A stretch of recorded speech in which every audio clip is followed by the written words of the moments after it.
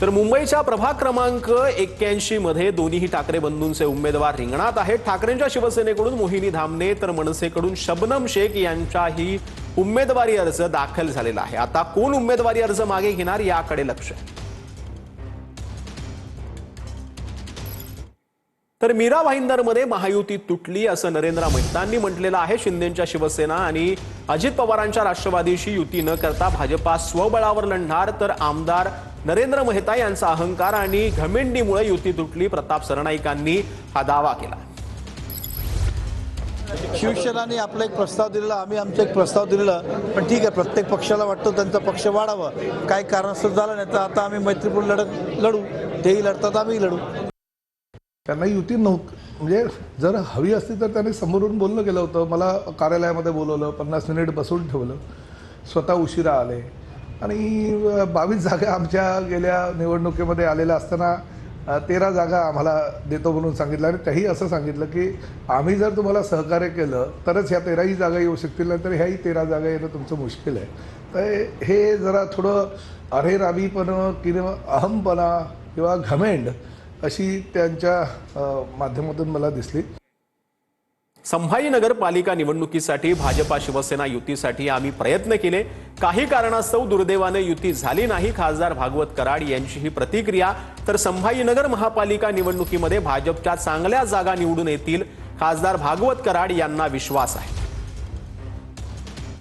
छत्रपती संभाजीनगर शहरामध्ये भारतीय जनता पार्टी शिवसेना युती व्हावी ही आमची मनोमन इच्छा होती आणि आमच्या अर्थात भारतीय जनता पार्टीचे नेते सर्वांचा आम्हाला आदेश होता, त्यासाठी मनापासून आम्ही प्रयत्न केले, पण काही कारणास्तव दुर्दैवाने युती झाली नाही आणि हे वाटता आम्ही 87 जागेचं टार्गेट होतं आमचं, 87 ते 88 जागे आम्ही युती करून लढावं असं टार्गेट होतं, पण आम्ही 95 जागेवरती बी फार्म दिलेले आहेत। साधारण 23 ते 24 वार्डात आम्ही निवडणार आहोत आणि आम्हाला खात्री आहे की चांगल्या जागा निवडून येतील।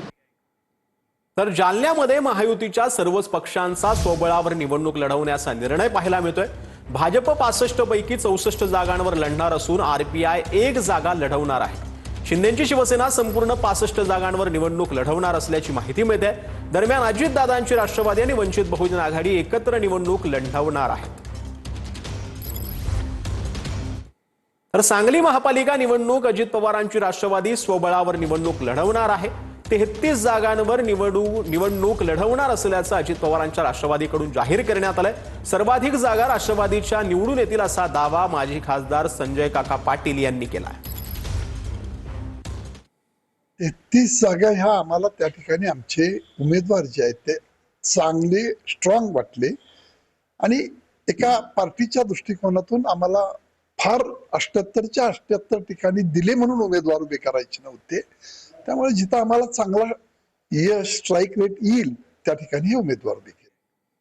तर भाजपच्या मुंबई सचिव दिव्या ढोलेंची बंडखोरी पाहायला मिळते। वॉर्ड क्रमांक 60 मधून दिव्या ढोलेंचा अपक्ष अर्ज दाखल करण्यात आलाय। भाजपाकडून सयाली कुलकर्णी या वॉर्ड नंबर 60 मधून अधिकृत उमेदवार आहेत। तर ठाकरेंच्या शिवसेनेचे माजी नगरसेवक अनिल कोकिळ यांनी शिंदेंच्या शिवसेनेमध्ये प्रवेश केल्यानं ज्येष्ठ शिवसैनिकांचा संताप पाहायला मिळतोय। अनिल कोकिळ यांनी दिलेली बॅग आणि साहित्य शिवसैनिकांनी जाळलेलं आहे। अनिल कोकिळ यांना ठाकरेंच्या शिवसेनेकडून प्रभाग क्रमांक 204 मधून उमेदवारी नाकारल्यानंतर कोकिळ यांनी शिंदेंच्या शिवसेनेत प्रवेश केला होता। तर सोलापूरमध्ये ठाकरेंच्या शिवसेनेला आणखी एक धक्का बसलाय। ठाकरेंच्या शिवसेनेचे जिल्हा प्रमुख गणेश वानकर यांचा राजीनामा पाहायला मिळतोय। गणेश वानकरांच्या तडकाफडकी राजीनाम्यानं खळबळ माजलेली आहे। गणेश वानकर यांना ठाकरेंच्या शिवसेनेनं प्रभाग क्रमांक 6 मधून उमेदवारी जाहीर केली होती। वानकरांनी आज उमेदवारी अर्ज देखील दाखल केलेला आहे, मात्र त्यांनी कोणत्या पक्षाचा एबी फॉर्म लावून अर्ज दाखल केला याबद्दल सस्पेन्स पाहायला मिळतोय। उद्या सकाळी पत्रकार परिषद घेऊन खुलासा करणार असल्याची वानकर यांची माहिती आहे।